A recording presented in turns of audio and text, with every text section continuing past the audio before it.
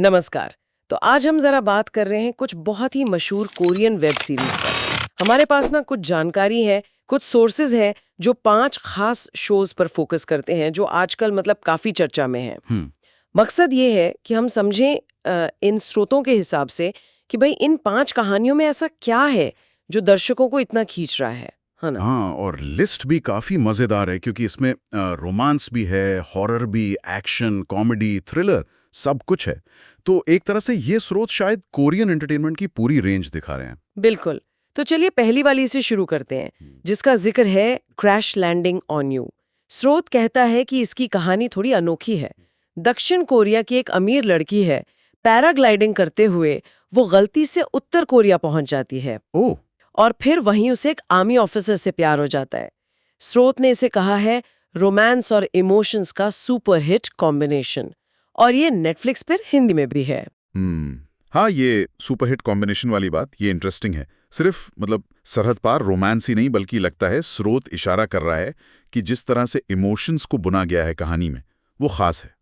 शायद ये सिर्फ 2 देशों के नहीं बल्कि 2 बिल्कुल अलग दुनियाओं के लोगों के बीच का जो कनेक्शन है वो बात शायद दर्शकों को छू गई। सही कहा। तुम फौजी हो? तुम्हें यहाँ मुझे ढूंढने के लिए भेजा गया है, बताओ ना। नीचे उतरो। कल पैराश हो गए। जब जांच पड़ताल होगी तो उन्हें यही बताना, मैं साउथ कोरिया नहीं आया हूँ। क्या? तुम नॉर्थ कोरिया आई हो। अच्छा, अब इस रोमांटिक कहानी से एकदम दूसरी तरफ चलते हैं। स्रोत हमें बताता है all of us are dead के बारे में। ये कहानी एक स्कूल में सेट है जहां अचानक एक ज़ॉम्बी वायरस फैल जाता है। स्कूल में? अच्छा। हाँ, और बच्चे फिर अपनी जान बचाने के लिए जूझते हैं। स्रोत इसे कह रहा है हॉरर और सर्वाइवल का धमाका। ये वाला भी नेटफ्लिक्स पर हिंदी डब में है। धमाका शब्द ये बताता है कि स्रोत इसे सिर्फ एक और ज़ॉम्बी कहानी नहीं समझ रहा। शायद वो जो स्कूल वाली सेटिंग है ना, एक रोजमर्रा की जगह है जो सेफ लगती है। हाँ। वहां अचानक जान का खतरा आ जाना वो डर को शायद और बढ़ा देता है। स्रोत का इशारा शायद इसी तरफ है, वो कॉन्ट्रास्ट कि एक जानी पहचानी जगह एकदम से खतरनाक बन गई। सही। और सर्वाइवल का एंगल भी है, मतलब सिर्फ डर नहीं बल्कि वो टीनेजर्स कैसे रिएक्ट करते हैं, उनका हौसला, वो भी कहानी का हिस्सा है। वाह, ये तो काफी दिलचस्प नजरिया है। अच्छा, अब तीसरे शो पर आते हैं, विंजेंजो। स्रोत बताता है कि ये कहानी है एक इटालियन माफिया वकील की जो असल में कोरियन है। अच्छा। Italian mafia. हाँ, और वो कोरिया लौटता है एक बड़े मतलब करप्ट कॉरपोरेशन से बदला लेने या उससे टक्कर लेने। स्रोत ने इसे एक्शन, स्टाइल और माइंड ब्लोइंग प्लॉट का पैकेज बताया। ये नेटफ्लिक्स पर हिंदी सबटाइटल्स के साथ है। इसमें 3 चीजें हैं, एक्शन, स्टाइल और माइंड ब्लोइंग प्लॉट। एक्शन तो चलो समझ आता है, माफिया वाली बात है।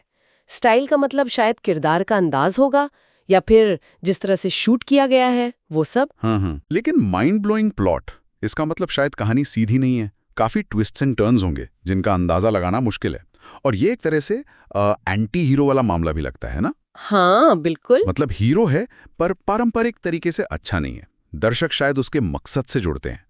तो हो सकता है स्रोत इसी कॉम्प्लेक्स किरदार और अप्रत्याशित कहानी की वजह से इसे खास बता रहा हो। मतलब कहानी में काफी दम होगा। अच्छा, माफिया के लोगों ने मुझे एक नाम दिया था, पता है क्या?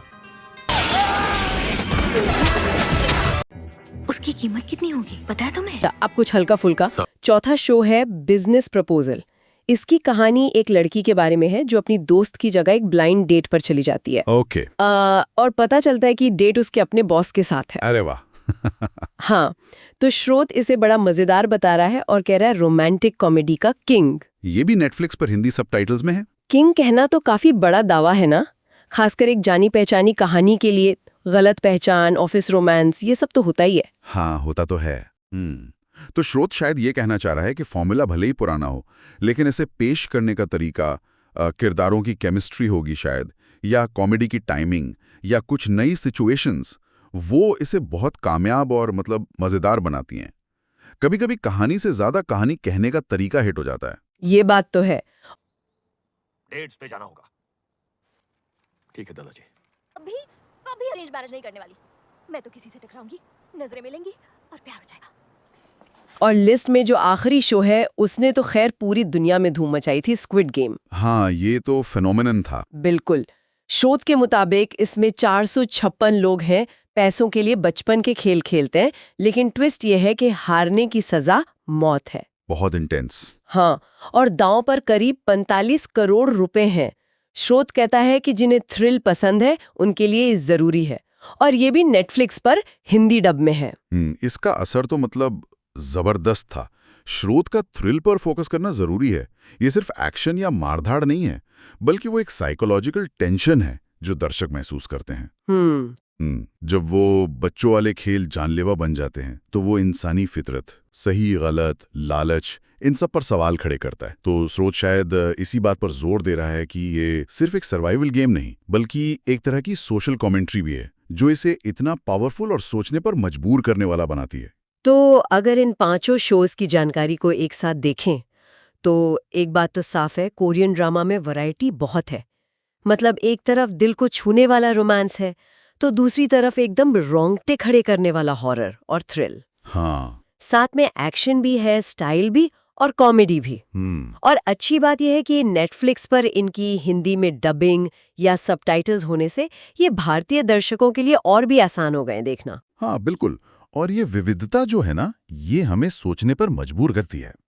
मतलब इस लिस्ट को देखकर एक सवाल आता है मन में कि इन अलग अलग जॉनर की कहानियों में, चाहे वो सरहद पार का रोमांस हो, या स्कूल में ज़ॉम्बी अटैक, या इटालियन माफिया का बदला, या ऑफिस वाला गड़बड़ झाला, या फिर वो जानलेवा खेल, वो कौन सी एक कॉमन बात है जो श्रोता के हिसाब से इन्हें इतना खींचती है?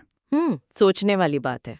क्या ये किरदारों की गहराई है, या कहानी कहने का कोई खास कोरियन तरीका है, या फिर कोई कल्चरल चीज़ है जो दुनिया भर के लोगों से कनेक्ट कर रही है? ये वाकई एक दिलचस्प सवाल है सोचने के लिए।